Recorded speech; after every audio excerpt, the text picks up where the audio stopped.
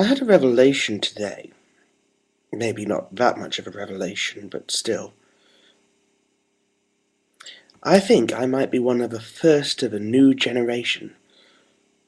The stay-at-home kids, the ones we hear about so much nowadays, the ones that don't go out and don't do adventurous activities, don't play out on the street, don't walk to school, don't get let out to go bicycling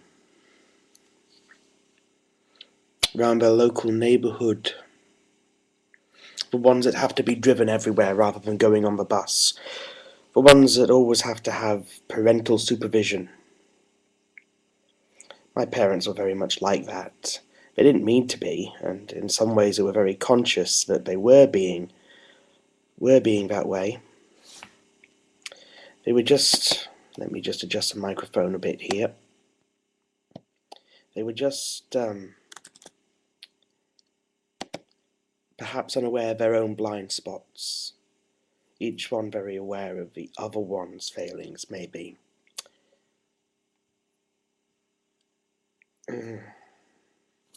Like my mum, who insisted that I only ever ride my bicycle in the driveway or up and down the street, and in fact they preferred me to ride it in the driveway if at all possible.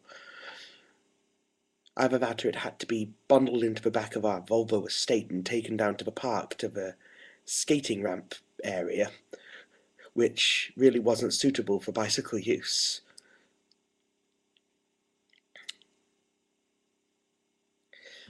But yeah, the idea of us riding the bicycle to school, not that we went to school being homeschooled, but riding the bicycle to the city centre to go shopping, to go and browse a bookstore or go to the library.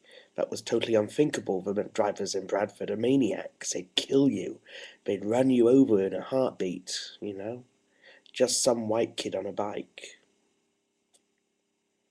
See, our street was entirely Asian, almost entirely Asian. We were three families of white kids, and you might think that's horribly racist to think, why would that make a difference? And I guess the reason it did was because of language. You know, I don't care if it sounds racist or not, but at that time, even the kids who spoke relatively good English had such very thick accents that you could barely understand what they were saying half the time. A proper conversation was basically impossible, and so we never really spent any time with them, and I just didn't seem to click with most of my neighbours. I remember I remember one of the older boys up the road took me out to a concert once and invited me up into his home to see him play a computer game once, but that was about it. One of the boys down the road, talking of adventures that never were, um, apparently they'd had some renovation work done on his home, and they'd found a secret tunnel going down to a shed at the bottom of the garden. They'd actually built a tunnel under the garden at some stage, they being the previous owners, no doubt, and you could only get to it through the kind of the floor space, the air space beneath the house, and he knew that in their cloakroom there was this panel that lived up, and he'd been forbidden from going down there because it's dangerous. But we went down there anyway, and he got in, and I got halfway in before his dad runs up and says, "Oi, is there anyone down there? What are you doing?" And we get pulled up sharpish. I as a kid couldn't even use a bus timetable.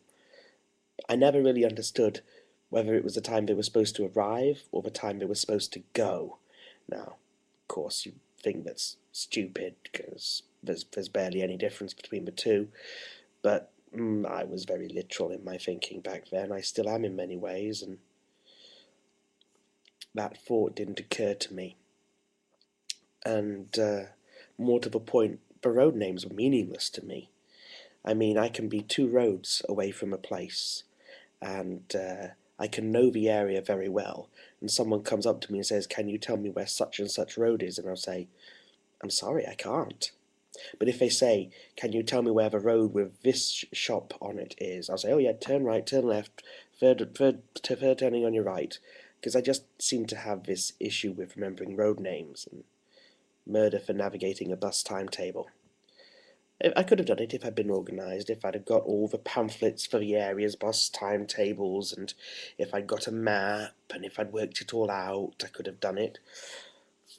But I never had to do it because I was very comfortable, and actually my parents preferred knowing where I was all the time and organising every minutiae of my life. Pretty much everything I was encouraged to go to, that I was allowed to go to, was an organised event with adult supervision or semi-adult supervision, mostly church events or church-related events. Um,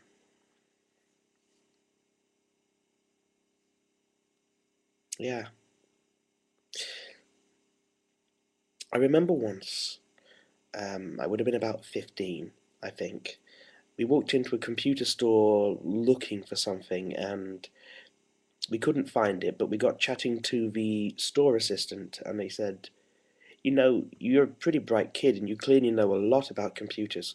Would you be interested in doing work experience here?" Now, this was in Leeds, and we live in Bradford. And to get the bus from Leeds to Bradford in the middle of the night, my mum had to arrange for our youth leader to physically take me to the bus stop and put me on the right bus, and had to remind me, which stop I got off at, because otherwise I might not have known. And from there, I think I walked home. But the point was, the notion of me travelling in to do work experience at that time, I was so hopelessly dependent upon mum's taxi service, as it were. It was just a nonsense. And anyway, it was an impossibility, because this guy turned round and said, "Oh, you're 15? We thought you were older. We can't even touch you until you're at least 16. But, it was Mum who actually asked him about that. Back then, she was keen for me to start becoming more responsible, but the time for that was back when I was 13 and ready to take responsibility for doing things for myself rather than expecting them to be done for me.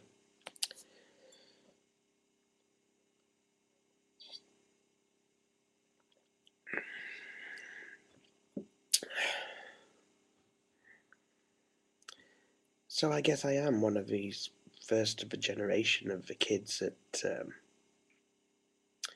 didn't get to go out and adventure, you know? And I'm running out of time, so I'm going to save this video and do another one, because I think I've still got more to say about this.